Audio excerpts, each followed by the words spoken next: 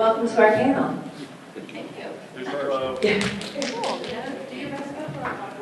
So, I mean, I can start off just talking a lot more about public education for. If anyone has a question to the group, I'll moderate that as well. Thank you, JD. And I don't know if we're doing mics that go around the room, or you're just going to be... I want to try to keep up with this room as best as I can. Your new PG program. That's right. I'm going to throw it from one side to the other. We had a question about the children under 5 and changing the numbers. But you said African Americans still twice the risk. Yeah, so our data from NFPA points to a doubled for African American children under 5 years old. That risk is higher than the average for children overall under 5. But the children under 5 has always been a high risk group, but it's no longer a high risk for 5. It has been higher until 2011. That number has now shifted downward. And we have that perception that it's still high risk. And I don't want to say they're not at higher risk. Of course, children under 5 are going to be, just because of their lack of ability to control their environment, to be able to mobile and get out, and strength to do, and cognitive ability, and all those things. And you have to know your child too, to know what their level is when you incorporate them into your home escape plan.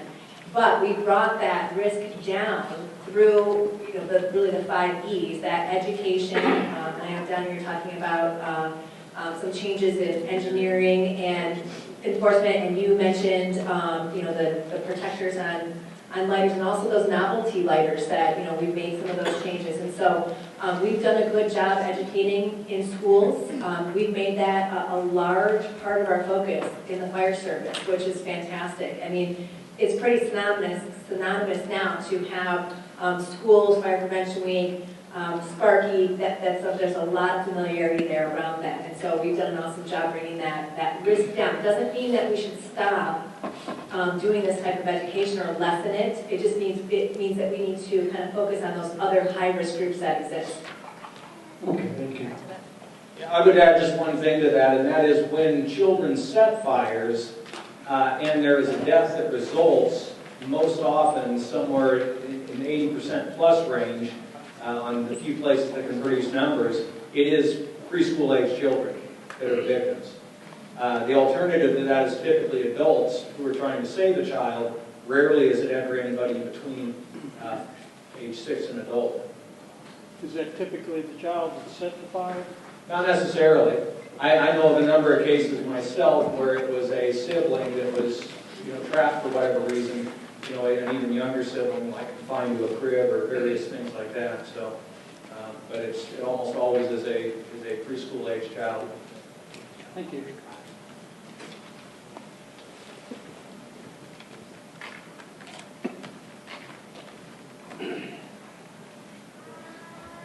When we talk about data, is there any clearinghouse or anybody who could track the fire prevention efforts and or code enforcement and directly related saves from those actions?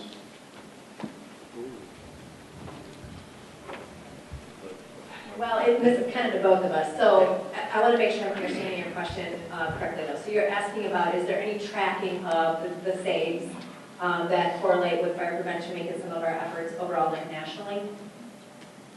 Yeah, but also code enforcement. This past year in my locality, I enforced storage in mechanical space on a daycare. A week later, their furnace exploded. Stuff like that. Is that that's hard to track, but sometimes we do learn about it. We do know in our head. Like to keep track of that. I don't know if we're keeping track of that for national data-wise. That's a big animal. What we talk about a lot, and you can jump in, Greg, at NFPA is this idea of an ecosystem and how important it is to have these different cogs in the wheel that bring together overall safety. So that can be enforcement, but it's also public education and awareness, and you've got your government relationship and the codes and standards piece, and all these different things that play a role. And if one of those cogs breaks down, you can have huge tragedies like we've seen across the country like in California with the Ghost Warehouse fire and some of those types of things. So, but I don't know if there's a specific answer to, is there data related to that? Yeah, if I could throw in, unfortunately for public educators, and I was a public educator for 6 years as a PIO, the only data that you're going to actually capture is really our smoke detector enforcement and maybe carbon monoxide detectors. So there you can document live saves because, you know, you have a record of when you installed it, you have a record of when it went off, you have a record of the fire department showing up. But I know when I spent my 5 to 6 years in public affairs, I'd go out and we do every step of the way. We did our target audience, preschoolers, we did our elderly. And really, you'll never be able to capture the method unless someone comes to you and says, hey, the reason I did A is because you came and you taught me B, or you came and gave me an LOV, and I changed my behavior. So there's really a difficult way of tracking changing people's behavior based on educational lessons learned from the fire service. The only way you can do that is really to ask those people if they changed their behavior and it was actually made a significant difference in their life. In other words, a fire occurred and they may have managed to get out because they practiced, you know, eat it in the home or things along those lines. But it's very difficult for us to continue, even to manifest at a local level, why we have public education going on, because you really have a hard time correlating the number of fire-related deaths going down and the number of buildings that you saved into an exact replica of why an educator did their job correctly. But I would say that there is an opportunity for us to continue to reach that and make it happen for us. Add one thing to your point there, that a lot of those saves will be anecdotal. However, one of the best sources that I've found recently is the efforts made by American Red Cross with their smoke alarm installation. They are tracking a lot of those saves. You know, there's so many dynamics that can go around that idea of a save, but they're doing a pretty good job accumulating that type of data right now. And I feel sheepish about saying this, but Matt Aldrich Hines, so he's been spearheading a project to create some metrics about community risk reduction, and anything that really falls into the realm of that. We recently convened a meeting to discuss this, and it's really about you know, what you call data mining, or creating like a data lake where all this stuff gets dumped into a lake, and next to the lake, if you imagine, there's a data warehouse that goes fishing for the information they need, finds the common elements to it, pulls it out, organizes it in their warehouse, and then, you know, markets it, you know, puts it out there, that kind of thing. If you're familiar with genealogy programs like Family Search or Ancestry.com, you know, you can go in there with a name and maybe a date, and it can come up with different choices of people that have somewhat of a match, and then you can pick the one that matches your family. Well, this is kind of the same thing. It's not about creating a specific database. It's about parking as much data as you can in a location, and some of it has to be formatted in a standard way, so when you go in there with a certain date criteria to bring everything out, or a certain name, or a certain fire cause, or you know, jurisdiction. So it could be any kind of data at all that would connect with one of those data elements and pull it out, so you could look at it and say, yeah, that's what I'm looking for, or no, that doesn't fit my, you know, the search I'm looking for. It's kind of a complicated thing, and I don't know where it is. It's a monumental task to try to accomplish, but kudos to NFPA for even giving it a try, because it could really be important if it ever comes around. Thank you.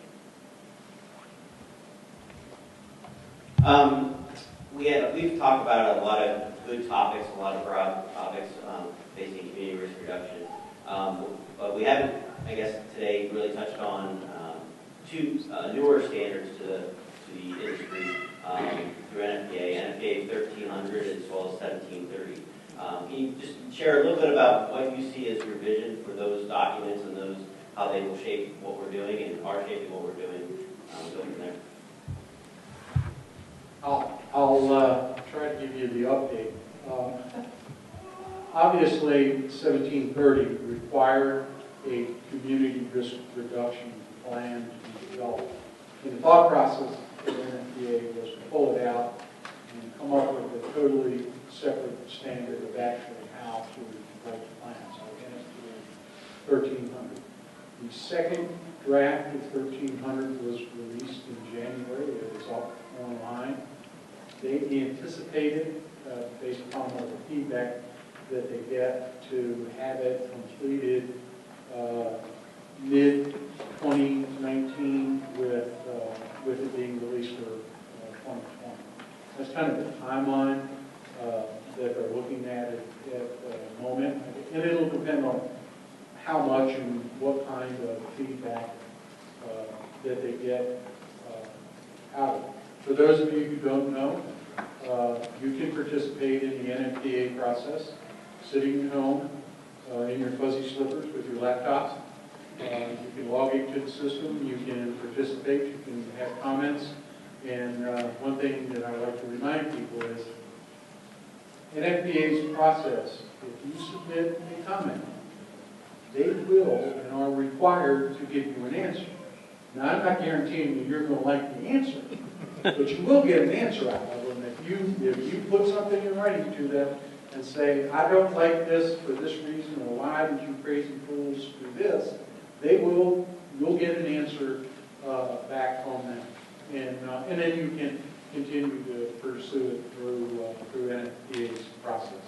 I like to tell people you can get about, I think the last time I counted, ultimately it's about 7 bites of the apple. You start out and don't like what you want. So even if you don't like what the committee says, you can still go through the whole appeals process up to and including appealing it to the board, which is the final step. I'm good. That answer your question? Anybody?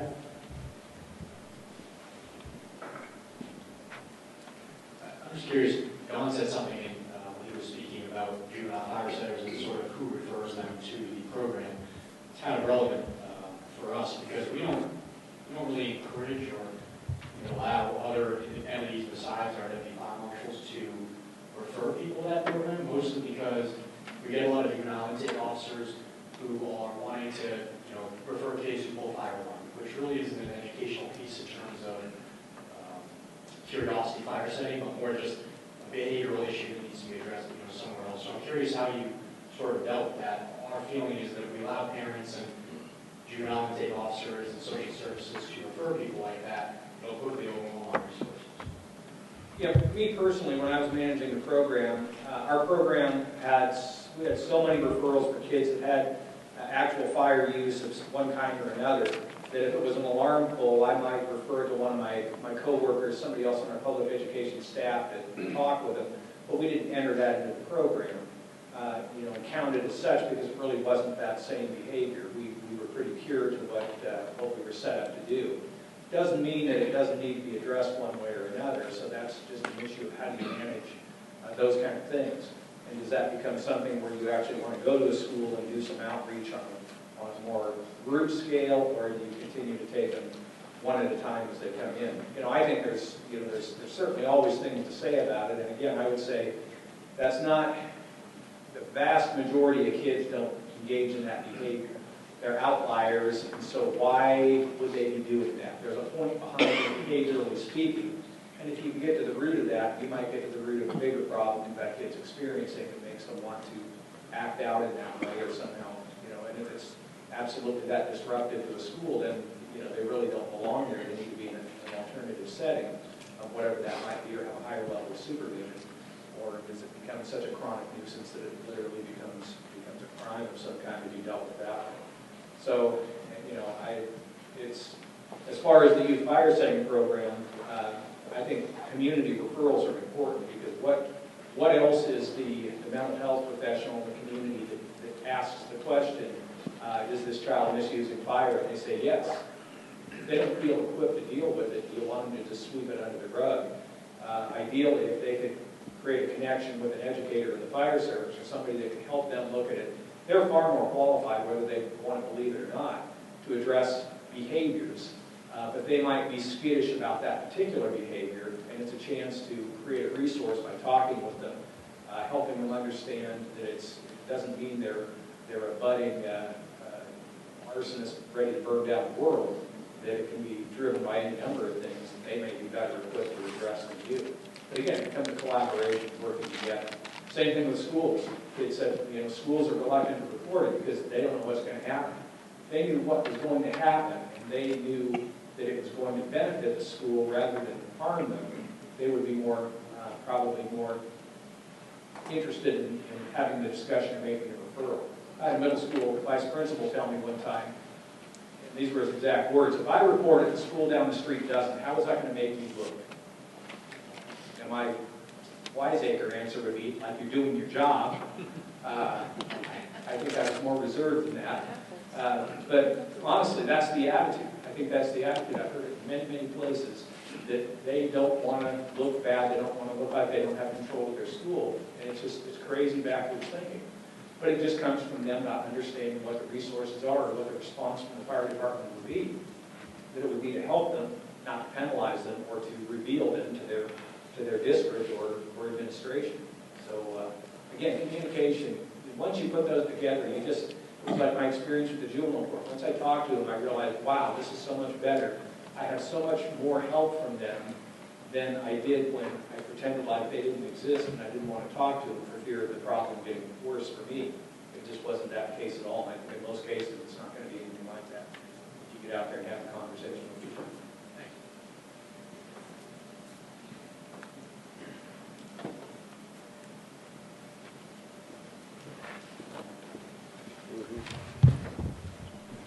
Don, one of the problems we have are the materials for you firefighters, videos are so outdated. Are you aware of anything recent or current?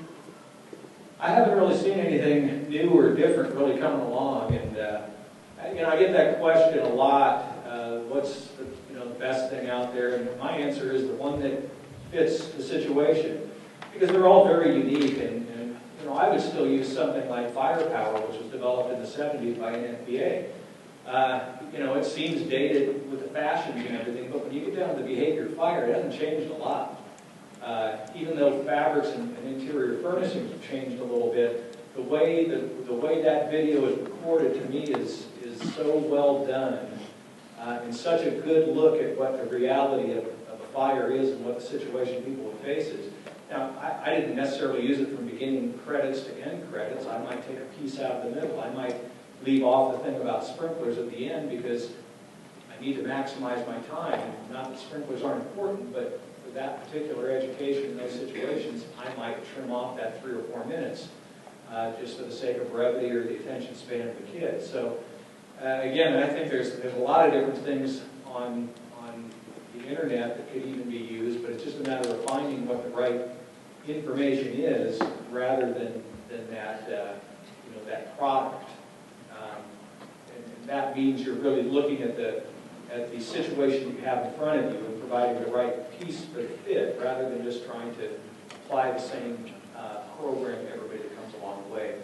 I've never been a fan of that, especially when it comes to youth fire setting, because each kid is individual, their learning capacity and style is different, and their experience with fire is different. So I would always try to tailor that. It's kind of time and labor intensive, but I think it's time and effort well spent. Okay, thank you.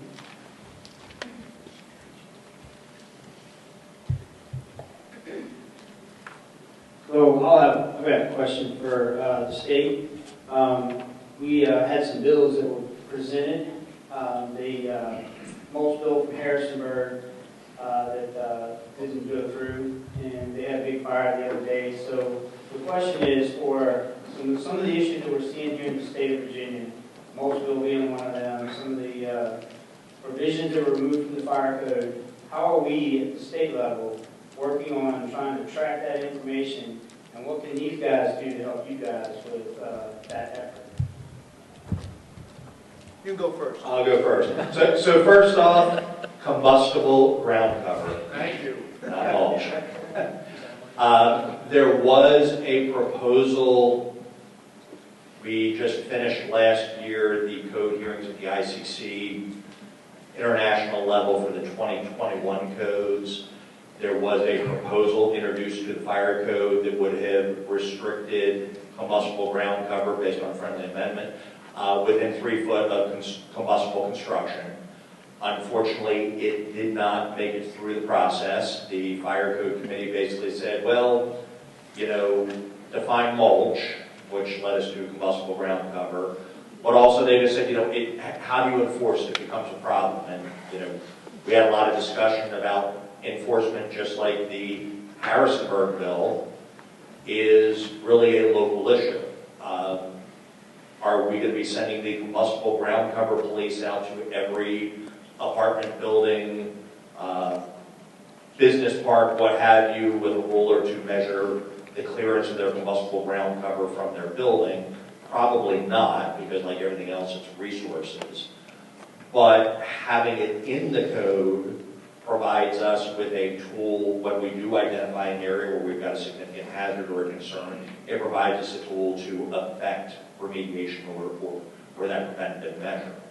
In terms of what are we doing to address it going forward, I know Mike Armstrong in Harrisonburg is tracking it. If you have a fire in your jurisdiction that is you attribute to started in the combustible ground cover and spread to the building, send that to Mike in Harrisonburg. He's doing a lot of tracking on it. And for the record, the fire in Harrisonburg last week was not combustible ground cover. Cigarette on a deck, got into the vinyl siding, up into the attic. There is a group out, they're based out in North Carolina, now I can't think of the name that they're going under. It's the residential, it'll come back to me later and all. But there's a group that's looking at, they introduced the mulch proposal for the I-codes. They introduced some proposals to require detection in attic spaces. So if you have one of these fires that runs up the outside and gets into it, you will get notification. They've got a proposal in for the Group B cycle, which the hearings are in someplace in the Midwest at the end of this month, Albuquerque at the end of this month. It's late in the day for me. But they've introduced a proposal to basically require a change to the construction of your soffit vent to try and prevent some of these outside fires from getting inside. So there's a lot of things that are being worked on, and at the state level, Andrew Milliken in the back of the room is the chair of the Fire Services Board of Codes and Standards Committee that I sit on, along with a number of other folks around the state, and we are actually going through the process right now of looking at the rest of the code changes that came into effect in 2015, and identifying those that we need to reverse or revise as we go through the 2018 cycle, which has now started. And I would encourage you, if you're out there on the street and you encounter a problem, we had one identified last week related to hood system in a restaurant, that the way the code got changed in Chapter 6, it basically only applies to food trucks. It no longer applies to a building. So, we flagged that. And that's something that we will, we've got on the list to fix for the 2018 cycle. So if you're out and about and you find problems, you can send them directly to me, you can send them to Andrew, you can send them to the State Fire Marshal at edfp.virginia.gov, generic email address, and we can put them on the list for code changes. Part B.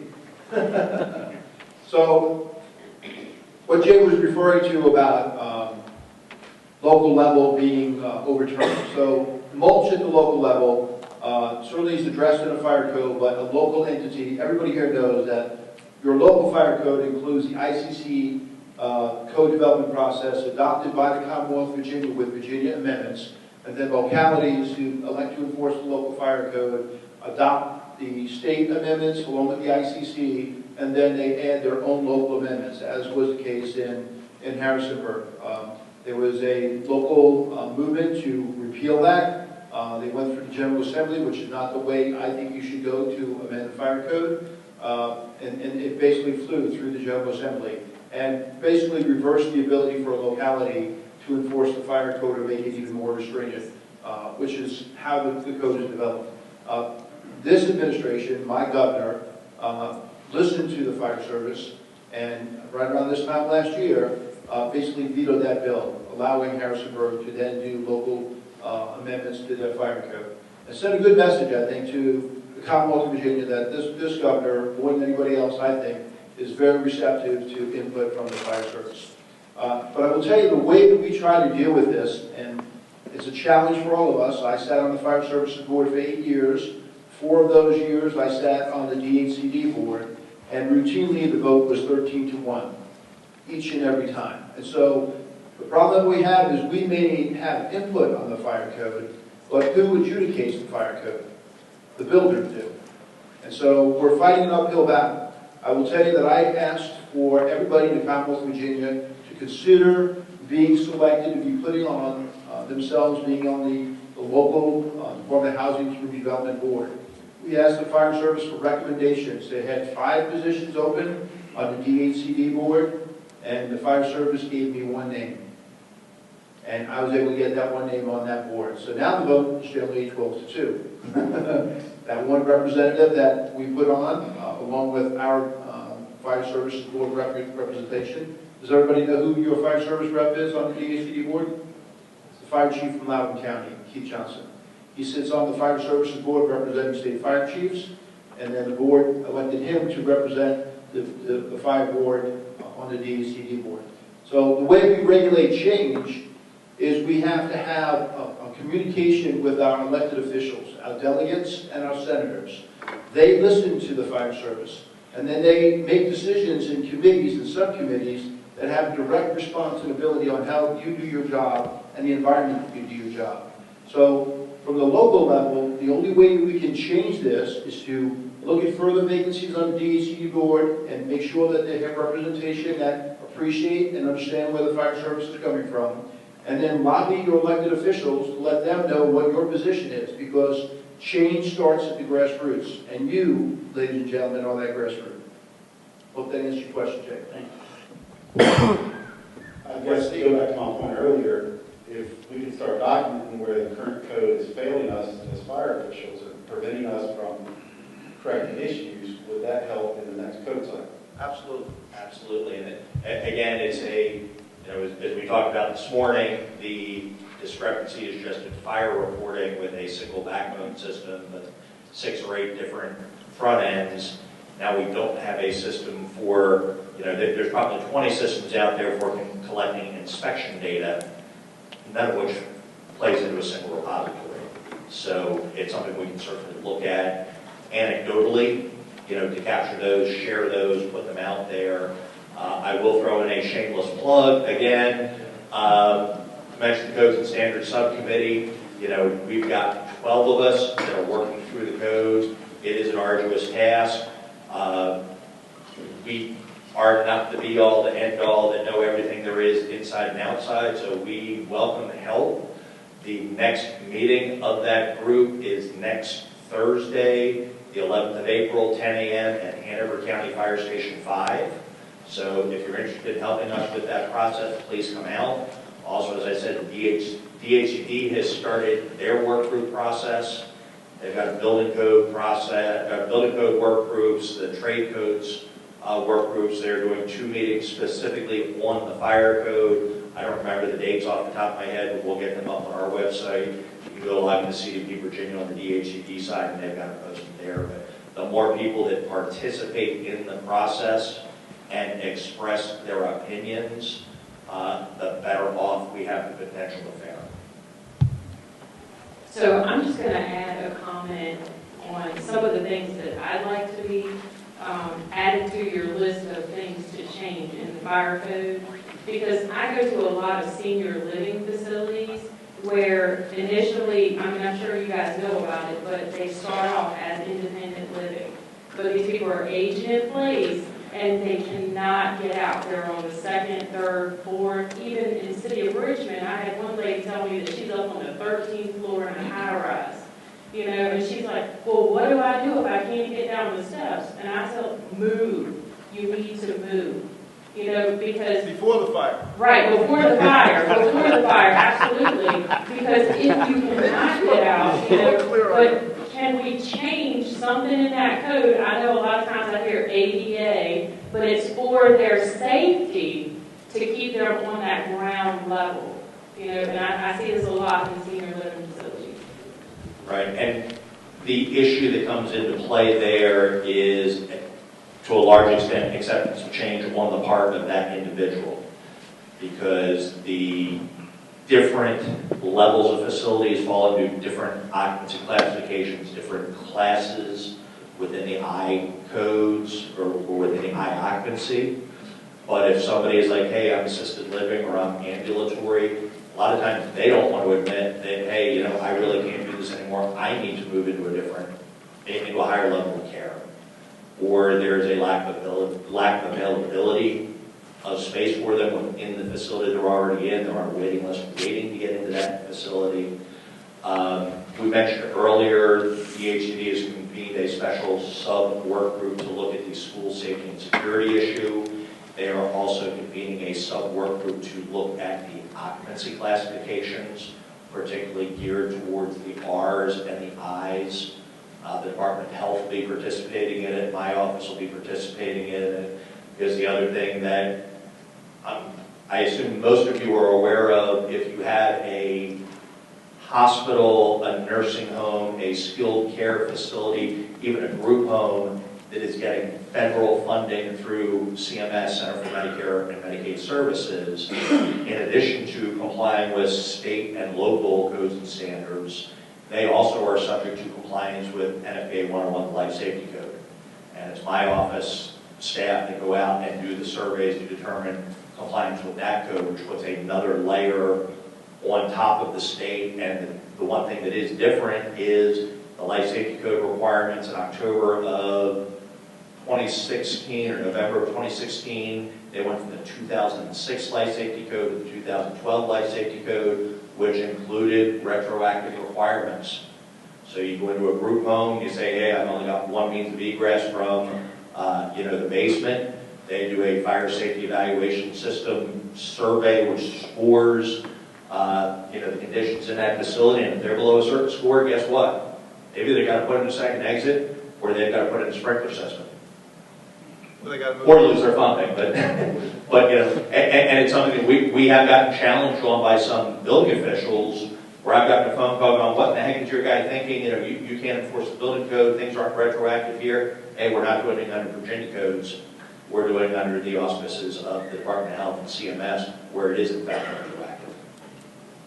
One second thing, the actual footprint of that building facility or the layout of it, because there's not a lot of space for these people to muster, and it may not be easy for them to get to. I'm thinking of like some specific spots that I've seen where there are hills, and you cannot expect these seniors in wheelchairs and jazzies to get to a safe spot away from where the fire department is actually going to be doing their work.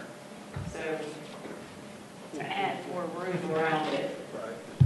Yeah, and emergency planning has not always been at the forefront, certainly in the design and planning of the facilities, but it is being brought in a lot more, both through Chapter 4 of the Fire Code, but also through the Life Safety Code process.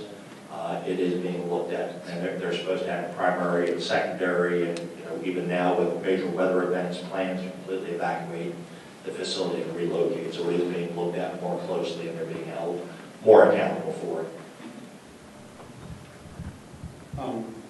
When we just talked about that, I know I spoke to State Farmers earlier this year about some behavioral health and group homes, how they changed some of their requirements for fire inspection, and depending on how you read that code section, is it being placed on the fire official or the owner of the group home? And my question is, how do we kind of get in front of all of these different agencies that seem to think it's a good idea to put in regulations that may be interpreted that there's more inspections for us to do now? Work in progress at the moment, because there are a couple out there where, like for example, home daycare, where it explicitly says in the administrative regulation, we'll have an inspection from the local fire official. I got a call from Arlington County a couple of weeks ago where they got contacted by a program manager where I think it was an alcohol rehabilitation program, which comes under behavioral health. And they basically arranged to put them into apartments. So it's somewhat independent living. There might be 3 or 4 of them. There might be a counselor or caretaker with them. But the local fire marshal's office got a phone call going, hey, you guys have to come out and do a fire inspection because I need it for my license. we went back and we looked, and a lot of the stuff doesn't actually appear in the Code of Virginia, it appears in the administrative regulations. And for that particular one, the administrative regulations say that the operator will certify that they comply with the code. So my interpretation of that, that's not requiring an inspection by us, that's requiring them to self-certify. We're actually in the process right now of going through all the administrative regulations for the Department of Health, the Behavioral Health Services, all of those different agencies that provide those services, searching through the administrative code for anything that says fire, and then finding out, does it trigger an inspection requirement? There's probably about 7 or 8 different ways that it's worded in the codes, even within the same agency. What you would think is intended to be the same requirement, but it's worded 2 different ways. So once we hopefully by the end of this month get that compiled list together, we plan to go sit down at the table with them and say, hey guys, how can we fix this? You're introducing requirements through your administrative regulation process that impact my resources, that impact every one of your resources. Are they providing you with funding? Are they providing you with staffing? And is there a better way to do it? I mean, I look at home daycares where you've got, 5 or fewer clients, and when you go in and you do an inspection of one of these home daycares, what are you looking for? Do they have 2 exits? Do they have a fire extinguisher? Do they have a smoke alarm? And do they have an egress plan? It's not rocket science. I mean, I hate to say it, but is that, and that's one that specifically calls for an inspection by a local fire official. We've got representatives from that agency going out and doing inspections top to bottom for their food service, their hygiene, and everything else. Is that something that we could potentially train them to do those sorts of inspections so that, yes, it is being looked at, yes, there is a level of care, it is somebody that is trained to look for certain things. It increases the reach of those inspections, but doesn't necessarily put the burden on us. If they find a problem, then they bring us into play to help affect compliance. But the first level, the awareness level, could be the DSS and Department of Health staff. I have a question for Don. On Wi-Fiers, my concern is putting information in about juveniles and who can see that, and so I'm just, if what I understood you to say is every group has their own system and no one else can access that unless you allow them to? Exactly. So every person that establishes a program becomes the program administrator, and they're the gatekeeper for anybody seeing that specific information. The exception to that is 2 things. One is when you hit the submit button, if you have all 20 national data elements filled out, those only, and they're completely identified. They're nothing that would connect back to a particular family. Those upload into the repository. The other exception to that is a small group of people, including myself, that administer the system, and that includes a company called Visionary that's a subsidiary of Firehouse. Just like they do other data systems, they have to manage the system. And then I do the management of the system and troubleshoot for users on problems and registration.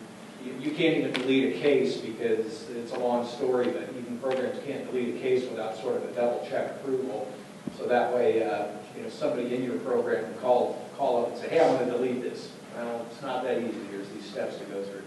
So it's pretty well safeguarded. It's it's all in a terms of use agreement that outlines it. It's been, like I say, it's like a banking standard. It's backed up every 4 hours. We've had a couple of attorneys look it over very closely for programs that we're looking at that has legal representation, and they've given it the thumbs up. I've kept one guy's name, so if any legal authorities had concerns, he said he'd be willing to talk to them. So, those are all natural concerns, but we've considered all of those. But at the end of the day, the program has to be comfortable. When you establish it, you've got complete control over who gets into it. And that's what part of the terms of use agreement is. You're saying, okay, I accept that. And then it's your obligation to take care of it as the program administrator. So they can be deleted, because like my files, I have to keep for a certain number of years or until the child is 18. Yeah.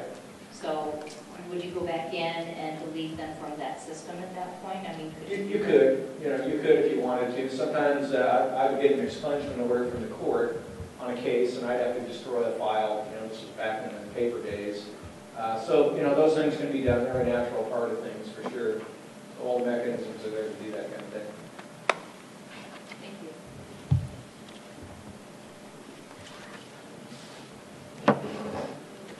Question for Brian, going back to your food system example, appliances that produce grease-laden vapors.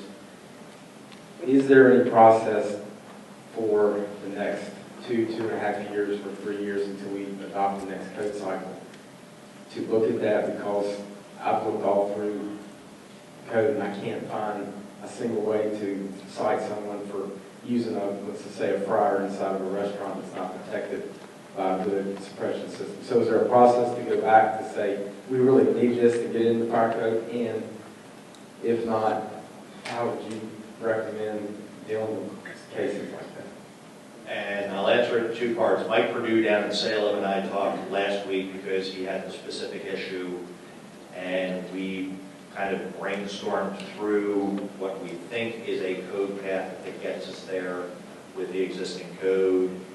He's in the process of writing that up, and we will hopefully be discussing it next Thursday at the Codes and Standards Committee meeting to make sure that it gets where it needs to go.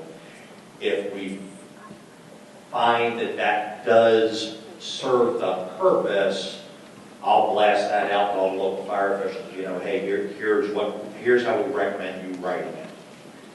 If that doesn't work, there is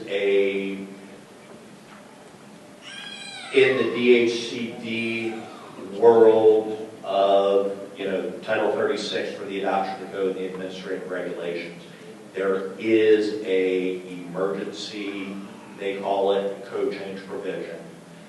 The Board of Housing and Community Development a week ago Monday actually voted on an emergency code change. When we saw it on the agenda, we were concerned about what it was. But this past General Assembly session, there was a delegate from Hampton that introduced would have been a code change to the property maintenance code. It basically said if you have if you have air conditioning in your rental units, the maximum sustained temperature, change it from 80 degrees to 77 degrees. So try to change the code through the legislative process rather than the regulatory process. They got shot down in committee, but the director of DHCD approached that delegate and said, hey, there is a process that we can do this. So the way the emergency process works is basically the Board of Housing and Community Development Codes and Standards Committee, and then the Board of Housing and Community Development can basically say, yes, we agree with this code change. They vote to make that code change effective that day. They essentially issue a notice of intended regulatory action, or a NORA, which is a 30-day window for people to submit comments. If there are no adverse comments received during that time, that emergency change becomes permanent. If they receive adverse comments, they basically hold hearing and adjust it as they see fit. So that's the way the process reads. Actually making that happen is a different story, but we won't go there today. Thank you. All right, I think with time management, we'll close out with the last question.